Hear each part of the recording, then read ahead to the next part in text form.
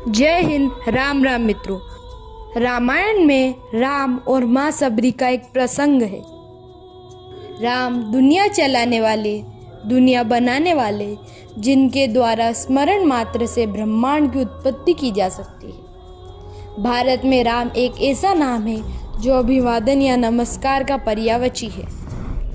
हिमालय से कन्याकुमारी तक ही नहीं अपितु सुदूर पूर्व के कई देशों में भी राम और रामायण असाधारण श्रद्धा के केंद्र हैं। राम प्रतिनिधित्व करते हैं मानवीय मूल्यों की मर्यादा का। राम कथा के सैकड़ों संस्करण हैं, जिनके लेखकों को श्री राम के ईश्वरत्व पर पूर्ण विश्वास था, लेकिन उन सब ने श्री राम का चित्रण एक मनुष्य के रूप में ही किया। राम जब सबरी माँ के आश्रम में पहुंचे तो माता सबरी अचंभित हो गई। एक टक देर तक उस महापुरुष को निहारते रहने के बाद बुजुर्ग भिलनी के मुंह से बोल फूटे, कहो राम, सबरी की ढीठ ढूंढने में अधिक कष्ट तो नहीं हुआ?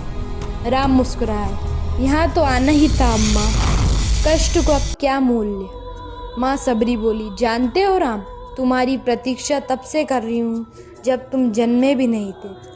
यह भी नहीं जानती थी कि तुम कौन हो, कैसे दिखते हो, क्या आओगे मेरे पास।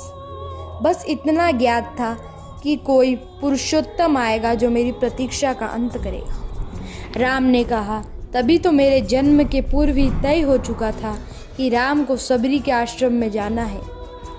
माँ सबरी फिर कहने लगी, एक बात बताऊं राम, भक्ति के दो भाव होते हैं, पहला मरकट भाव और दूसरा मार्जार भाव।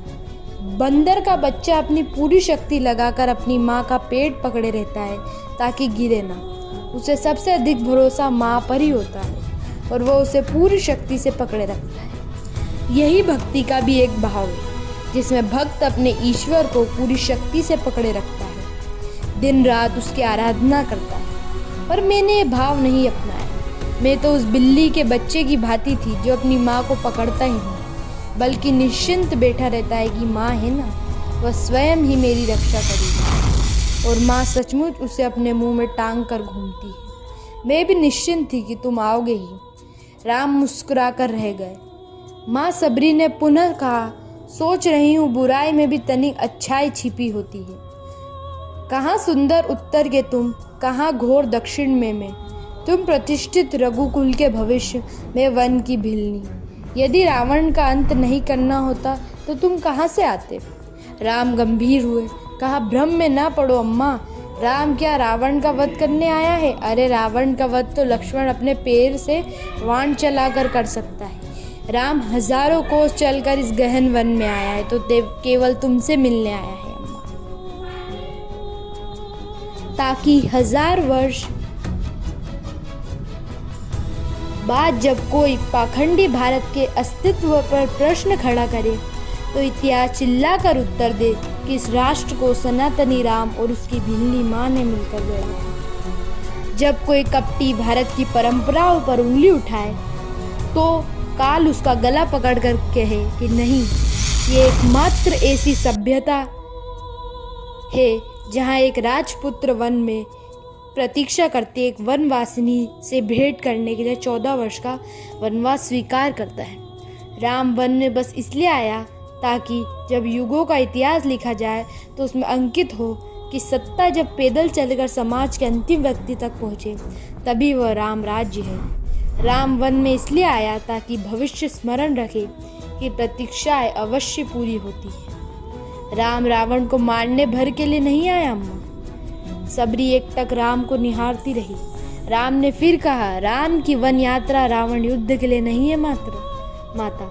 राम की यात्रा प्रारंभ हुई है भविष्य के लिए, आदर्श की स्थापना के लिए। राम निकला है ताकि विश्व को बता सके कि माँ की अवांछनीय इच्छाओं को पूरा करना ही राम होना है। राम निकला है ताकि भारत को सीख दे सके कि किसी सीता के अपमान का दंड असभ्य रावण के पूरे साम्राज्य के विध्वंस से पूरा होता है।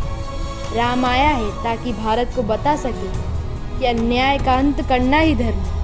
राम आया है ताकि युगों को सीख दे सके कि विदेश में बैठे शत्रु की समाप्ति के लिए आवश्यक है कि पहले देश में बैठी उसकी समर्थक शूर्पणखाओं की नाक कटी जाए और खर दूषणों का घमंड तोड़ जाए।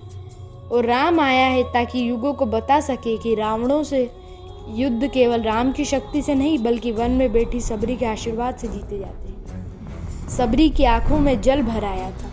उसने बात बदल कर कहा, कंद खाओगे राम? राम मुस्कुराया, बिना खाए जाऊंगा भी नहीं अम्मा।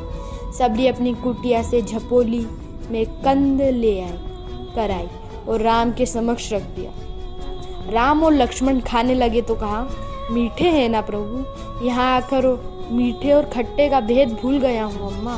बस इतना समझ रहा हूँ कि यही अमृत है। सबरी मुस्कुराई, बोली, सचमुच तुम मर्यादा पुरुषोत्तम हो राम। आखिर में एक और बात, वनवासी और हरिजनों पर अपना प्यार लुटाना था, मातृभूमि की रक्षा के लिए राम को तो वन जाना था। राम राम, जय हिंद मित्रों।